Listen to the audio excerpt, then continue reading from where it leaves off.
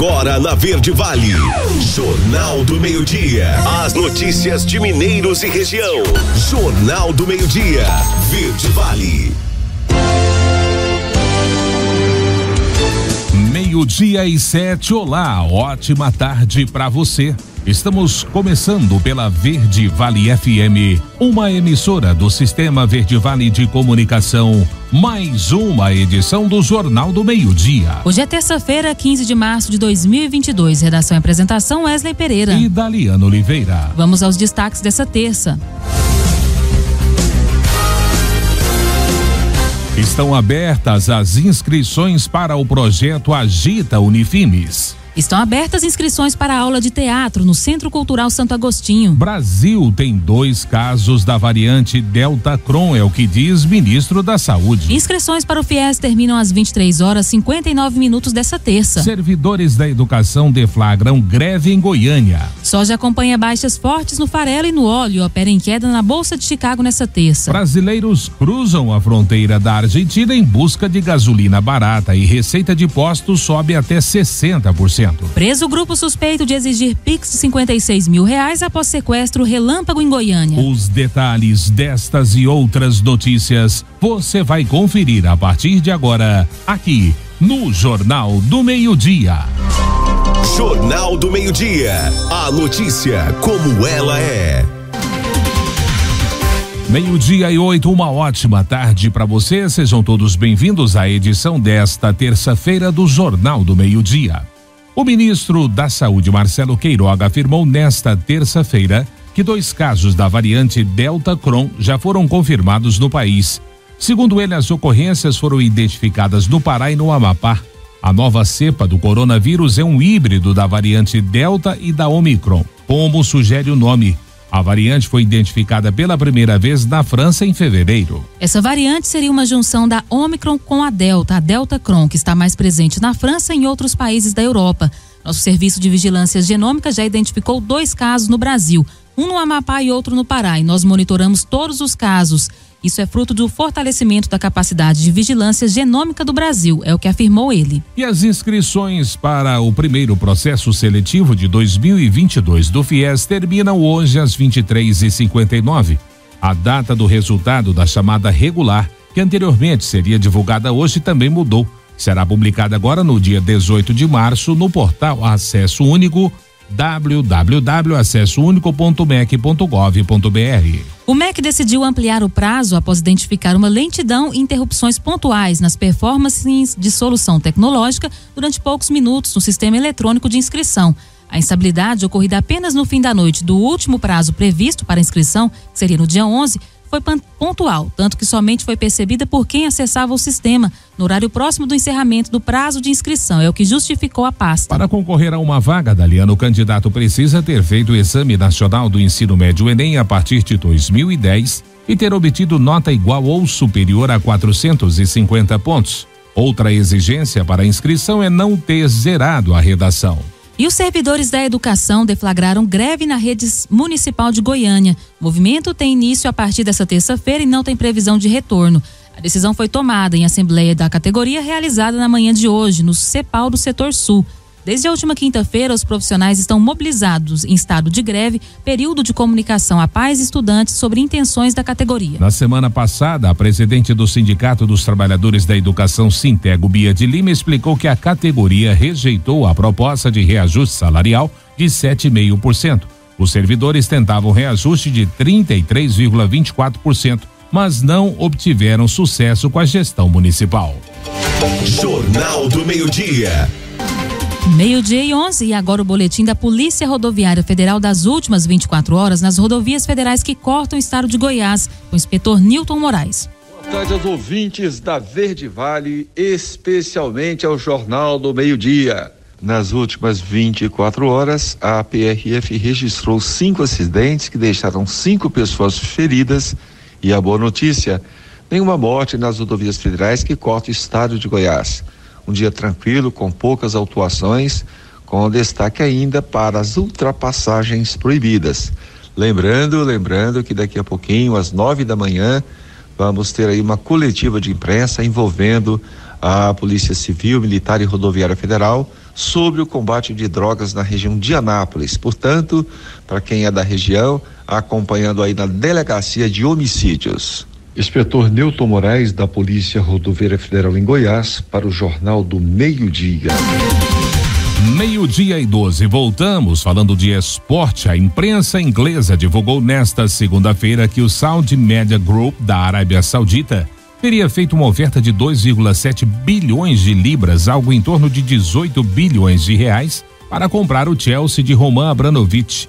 No início de março, o bilionário russo colocou o clube à venda após sofrer críticas da opinião pública e sanções do governo britânico por conta do seu envolvimento com Vladimir Putin, que ordenou a invasão da Ucrânia pelas tropas russas. O canal de televisão norte-americano CBS afirmou que a proposta teria partido de Mohammed, diretor do grupo de mídia e CEO da empresa de engenharia Engineer Holding Group. O bilionário estudou no Reino Unido, na Business School em Londres, e é torcedor fanático do Chelsea. Segundo consta, Al-Khaled não teria ligações com o governo saudita, o que facilitaria uma futura negociação com o Chelsea e o Reino Unido, que controla a situação do clube desde as sanções sobre Abramovich. E no agronegócio, os preços da soja caem forte na Bolsa de Chicago na manhã desta terça. Perto de 7,50, as cotações cediam entre 14 e 25,5 pontos, com maio valendo $16,45 e o julho $16,23 por bushel.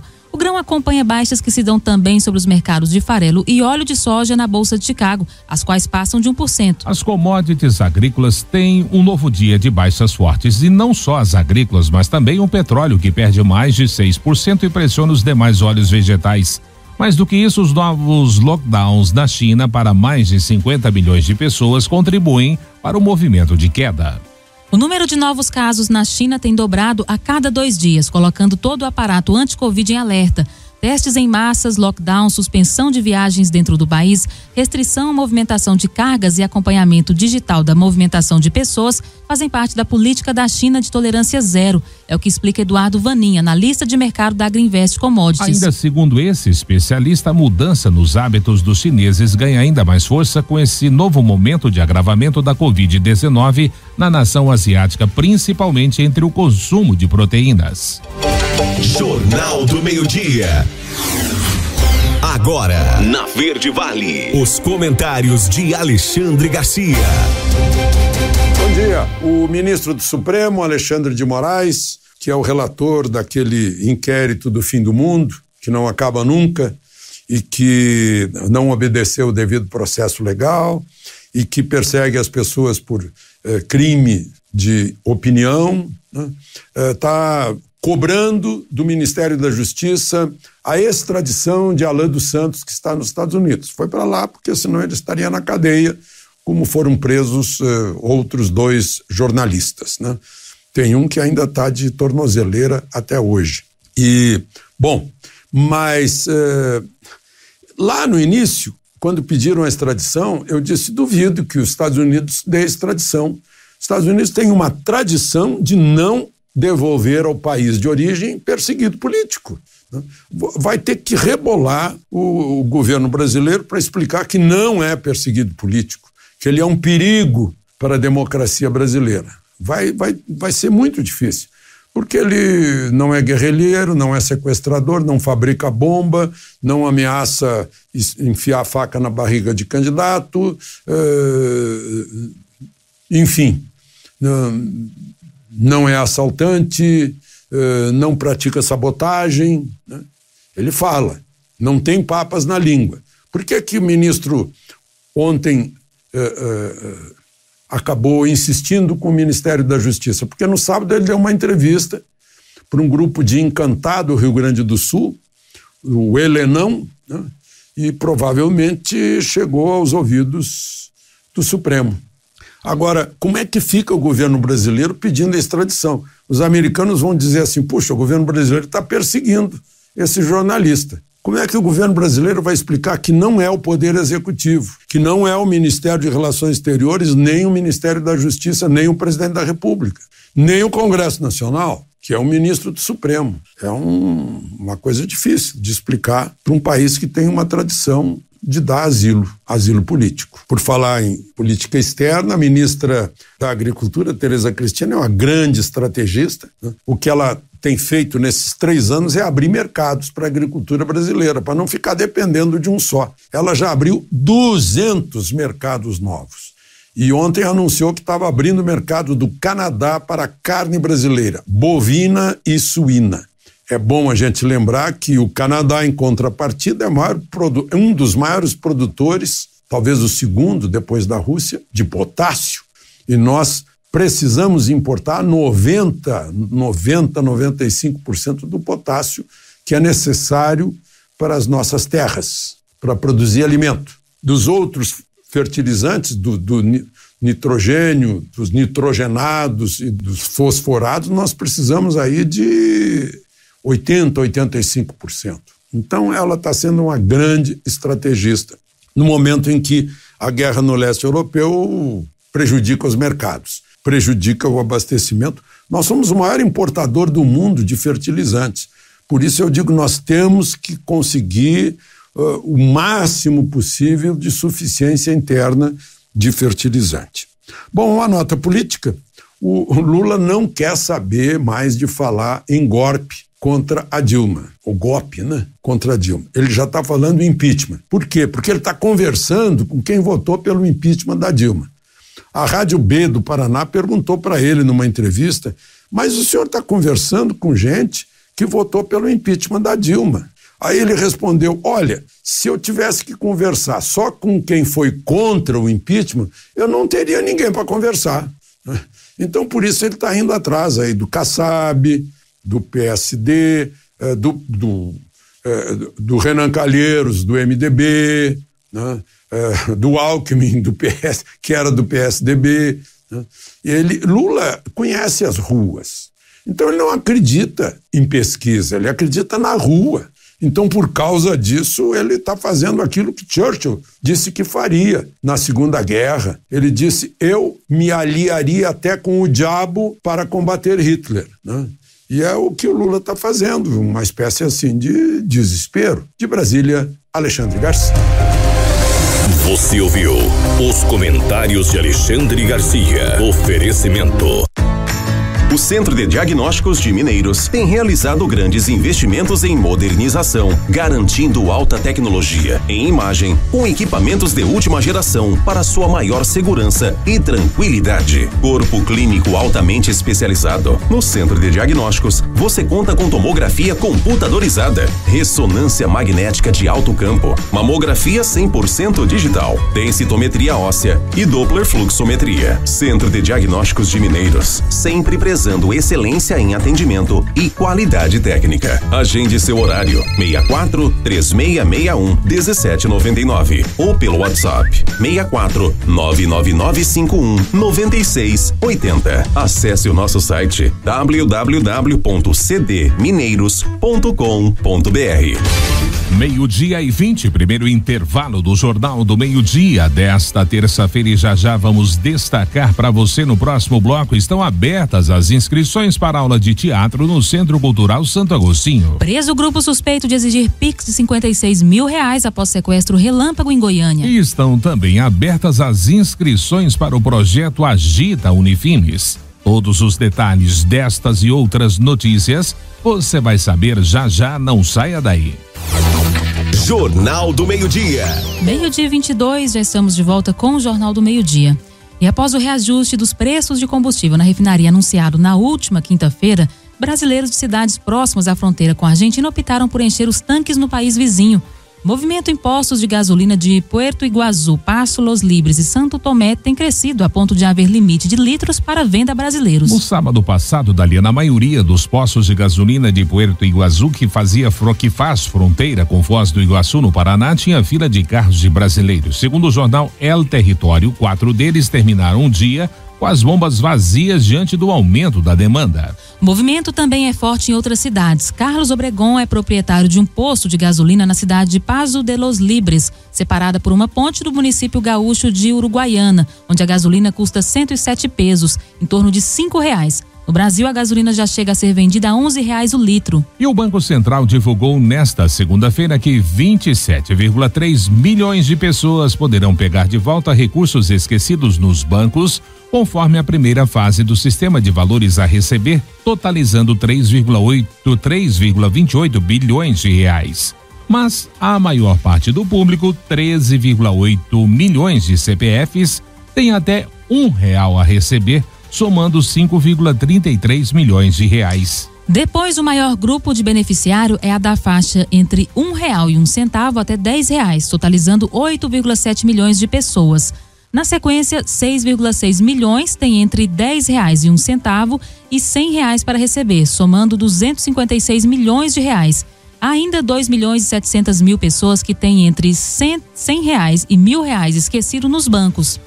Há apenas 1.300 pessoas que são beneficiárias de valores acima de R$100. Segundo o Banco Central, o somatório dos CPFs beneficiados em cada faixa é de 32,3 milhões de reais, uma vez que uma mesma pessoa pode ter mais de um valor a receber. E um sequestro relâmpago que culminou na exigência de transferência de R$56 mil via Pix terminou com suspeito morto e outros 3 detidos. Mulher foi raptada no fim da noite de domingo, quando foi rendida e obrigada a fazer 4 transferências. Esse foi o primeiro caso desse tipo de crime registrado em Goiás, embora seja comum em São Paulo. De acordo com a Polícia Militar Goiana, 2 homens ficaram responsáveis por dominar a vítima que estava no estacionamento de uma farmácia no residencial Alphaville, Flamboyant. Armado, um deles entrou na caminhonete da vítima e a rendeu. Depois, os comparsas seguiram com a vítima até o Jardim Novo Mundo, onde a obrigaram a fazer as transações bancárias. É o que aponta o relato da PM. Na sequência, a vítima e o veículo foram deixados em uma rua escura. Suspeitos aguardados por uma segunda dupla de comparsas fugiram em outro veículo. Durante toda a segunda-feira, militares do Batalhão de Operações Especiais, o BOP, e do Agrupamento de Intervenção Rápida Ostensiva, o GIRO, saíram em busca de informações que levassem aos autores do sequestro relâmpago. No fim daquela noite, 3 dos suspeitos foram localizados no Jardim Novo Mundo. O 4º suposto integrante estava em um hotel de Hidrolândia. Tentativa de prisão de um dos suspeitos lá no bairro Novo Mundo acabou em troca de tiros. O homem foi atingido por membros do Giro e acabou não resistindo. Uma pistola calibre 9mm foi apreendida. Nome e idade do alvejado não foram divulgados. Jornal do Meio-Dia. E o Estado prorroga as inscrições ao concurso para analista de gestão governamental. A matéria com Osana Alves. O governo de Goiás, por meio da Secretaria da Administração, prorrogou até o dia 21 de março o prazo para inscrições ao concurso público para o cargo de analista de gestão governamental. Os interessados devem se inscrever exclusivamente pela internet, por meio do site do Instituto AOCP, responsável pelo certame. O valor da taxa de inscrição é de R$100. São ofertadas 329 vagas, sendo 312 para ampla concorrência e 17 para pessoa com deficiência. As oportunidades são para as áreas de agrimensura, arquitetura, engenharia, gestão e desenvolvimento de pessoas, licitações e contratos, tecnologia da informação, contabilidade e orçamento e finanças. A seleção dos candidatos ocorre em 2 etapas: prova objetiva de caráter eliminatório e classificatório e prova de títulos de caráter classificatório. A jornada de trabalho dos selecionados será de 40 horas semanais e a remuneração bruta é de R$ 4.838. As vagas são para lotação nas unidades centrais das Secretarias de Estado de Administração e Economia e nas unidades setoriais dos órgãos e entidades estaduais. De Goiânia, Osana Alves. Adversários históricos, Palmeiras e Corinthians vão fazer um derby com uma novidade nesta quinta-feira pelo Campeonato Paulista às 20h30, horário de Brasília, no Allianz Parque. Pela primeira vez em 105 anos de confrontos, os 2 treinadores serão portugueses. Enquanto Abel Ferreira, aos 43 anos de idade, já está há 1 ano e meio no Verdão e conquistou 4 títulos, Vitor Pereira, de 53, começou agora o seu trabalho no Timão. Ainda que conterrâneos, os 2 não tiveram oportunidade de se enfrentar na Europa e nem chegam a ter uma relação de amizade, mas há respeito entre eles. Quando Abel começou a trabalhar no Braga da Liana em 2017, Vitor já tinha se destacado à frente do Porto e deixado Portugal. O comandante do Verdão em 2019 foi para a Grécia trabalhar no PAOK, enquanto que o técnico corintiano passou pelo futebol grego entre 2014, 2005 e 2015, quando ele comandou o Olympiacos. Ainda que os dois não sejam próximos, é comum em Portugal os treinadores trocarem informações, e foi assim que aconteceram os contatos entre eles na Europa para falar sobre jogadores. E no agronegócio, a terça-feira começa com preços futuros do milho operando em campo misto na Bolsa Brasileira. A primeira cotação subia, enquanto as demais recuavam por volta de 10,28. O vencimento março 22 era cotado a R$ 103,80, o maio 22 valia R$ 103,99, o julho 22 era negociado a R$ 98,82 e o setembro 22 tinha valor de R$ 98,66, uma baixa de 0,09%.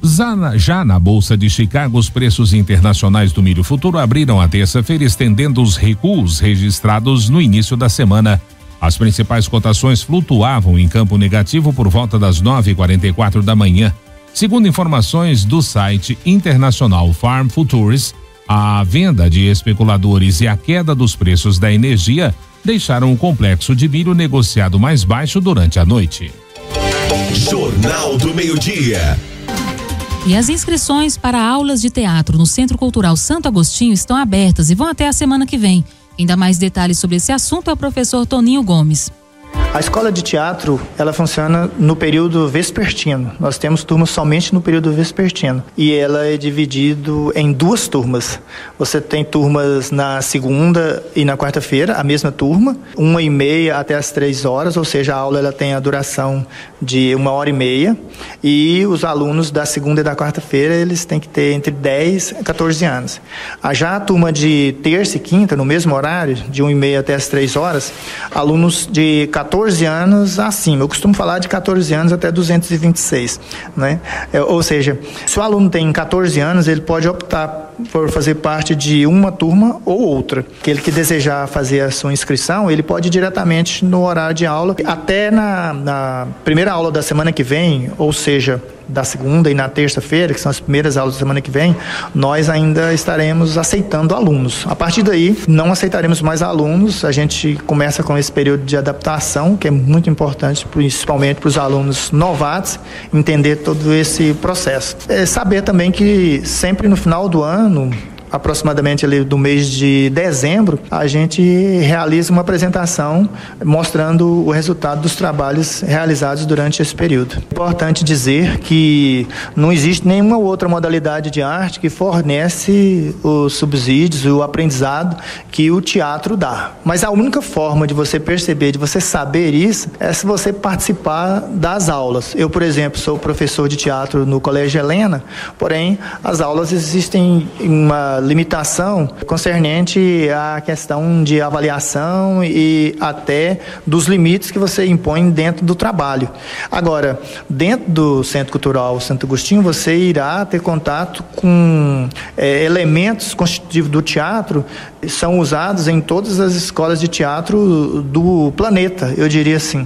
Ou seja, a partir do momento que você faz teatro, você vai se tornar uma pessoa mais comunicativa, a sua percepção, ela melhora. Isso é uma consequência do seu trabalho, uma consequência do seu contato com essas atividades, que nós damos o nome de oficina. Ou seja, o que é uma oficina? Um local onde você conserta alguma coisa. E no caso, o teatro, ele conserta o nosso corpo e a nossa mente. Uma questão importante é em relação à taxa para poder participar desse projeto. Existe algum custo e de quem que é a organização? Realizo aulas de teatro lá no Centro Cultural desde 1995. Porém, agora esse trabalho meu, ele está ligado ao poder público. Ou seja, não existe nenhuma taxa para o aluno que quiser estudar teatro, aprender teatro. Então é muito importante que a gente saiba isso e que eu também convido as pessoas para, de repente, fazer uma aula de experiência. Vai lá, faz 1, 2 aulas para você ter esse contato, porque normalmente as pessoas não têm noção de como que funciona uma aula de teatro. 12:32, último intervalo do Jornal do Meio-Dia desta terça-feira. E já vamos destacar para você que estão abertas as inscrições para o projeto Agita Unifimes. Kassab e Eduardo Leite discutem filiação ao PSD durante encontro em São Paulo. Os detalhes destas e outras notícias você confere já aqui no Jornal do Meio-Dia. Não saia daí. Jornal do Meio-Dia. 12:34, já de volta com o Jornal do Meio-Dia aqui pela Verde Vale FM, uma emissora do Sistema Verde Vale de Comunicação. Olha, o governador do Rio Grande do Sul, Eduardo Leite, do PSDB, se encontrou com Gilberto Kassab em São Paulo na manhã desta terça-feira, segundo informam aliados. Em pauta, sua filiação ao PSD para concorrer à presidência nas eleições de outubro. Esses aliados trabalham com a possibilidade, inclusive, de Leite concretizar a troca de partido amanhã, durante evento no Rio Grande do Sul para a filiação de Ana Amélia. Ela é secretária de Leite e foi senadora pelo estado. Mas o mais provável é que a filiação do governador fique para a semana que vem. A movimentação de Leite e Daliana se dá um dia depois dele sinalizar pela primeira vez a possibilidade de deixar o PSDB para um projeto nacional. Outro passo importante hoje será conversar com tucanos em Brasília. O grupo é formado por atuais correligionários que estão contra a candidatura de João Dória à presidência e querem que Eduardo Leite fique no partido. Leite, como todos sabem, perdeu a disputa nas prévias do PSDB para Dória em novembro do ano passado. E Jardel Seba, ex-presidente da Assembleia Legislativa de Goiás e um dos principais marconistas dentre os tucanos do estado, aposta que o ex-governador Marconi Perillo deve concorrer ao governo de Goiás e não ao Senado Federal ou a uma das 17 cadeiras disponíveis para a Câmara dos Deputados, como vem se cogitando. Na última pesquisa eleitoral em Goiás, divulgado pelo Big Data Record, na data de 14 de fevereiro, Marconi aparece com apenas 17% das intenções de voto para o governo do estado, numericamente atrás do prefeito de Aparecida de Goiânia, Gustavo Mendanha, e com menos da metade dos votos de Ronaldo Caiado, que tem 41% da preferência do eleitorado. O tucano se saiu melhor na avaliação para o Senado Federal, para o qual lidera com 24% dos votos. E no esporte, Barcelona de Guayaquil e América Mineiro entram em campo nesta terça-feira às 9:30 da noite no Estádio Monumental em Guayaquil, no Equador. Os dois times decidem vaga na fase de grupos da Libertadores. Quem passar vai embolsar uma cota de $3 milhões, mais de R$15 milhões pela classificação. O time eliminado está garantido na disputa da Copa Sul-Americana. A Copa Libertadores descartou os gols fora de casa como critério de desempate nos jogos de mata-mata. Como o confronto de ida ficou em 0-0 no Independência, caso haja novo empate por qualquer placar, não haverá prorrogação e a vaga será definida nos pênaltis. Quem vencer no tempo normal estará classificado. O sorteio dos grupos da Libertadores acontece no dia 25 de março. E voltando ao agronegócio, a comercialização antecipada da soja e milho de Mato Grosso para a safra 2022-23 será plantada a partir de setembro, avançou com lentidão no último mês, em meio à incerteza sobre a oferta de fertilizantes e alto preços de insumos causados pela guerra na Ucrânia. É o que disse nessa segunda o Instituto Mato Grossense de Economia Agropecuária. Na soja, as vendas antecipadas atingiram 16,2% da produção esperada, um crescimento de 4 pontos percentuais na variação mensal. É o que informa o mesmo instituto em relatório. Houve um avanço menos expressivo em função da maior volatilidade do mercado, decorrente dos conflitos internacionais e dos preços dos fertilizantes. É o que disse o INPEA em seu boletim. No mesmo período de 2021, as vendas para a safra futura do principal estado produtor do grão estavam em 23,51%. A média histórica para essa época do ano costuma ser 9,24%. Para o milho, a comercialização antecipada atingiu 6,51% da produção esperada para 2022-23, um crescimento de somente 1,15 ponto percentual no último mês. Jornal do Meio-Dia. 12:38 e o projeto Agita Unifimes, que visa incentivar a prática de atividades físicas, está com inscrições abertas. Quem dá mais detalhes sobre este assunto aqui no Jornal do Meio-Dia é a coordenadora do curso de Educação Física da Unifimes, Lorena Cristina Lopes. Esse é um projeto de extensão universitária que visa fomentar a prática de atividade física na cidade. Então, a gente vai oferecer aulas gratuitas de algumas modalidades. Inicialmente, a gente vai ter turmas de treinamento funcional, de dança para adultos e de balé para crianças. Essas aulas vão acontecer na própria Unifimes, nos turnos matutino e vespertino.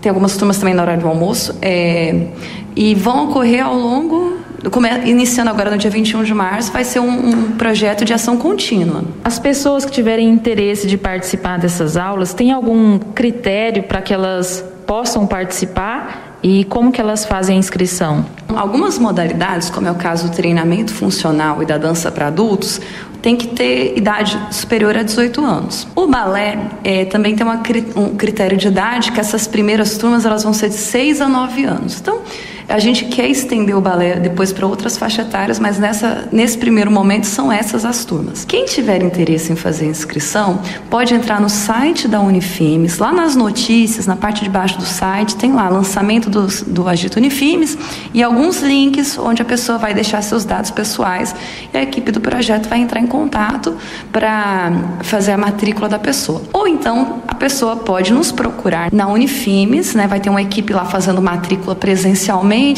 das 8 às 11 da manhã e das 14 às 17, lá na sala de dança da Unifimes. Então, essa matrícula pode ser feita presencialmente ou pelo site no formulário que está disponível. O Jornal do Meio-Dia estará de volta amanhã.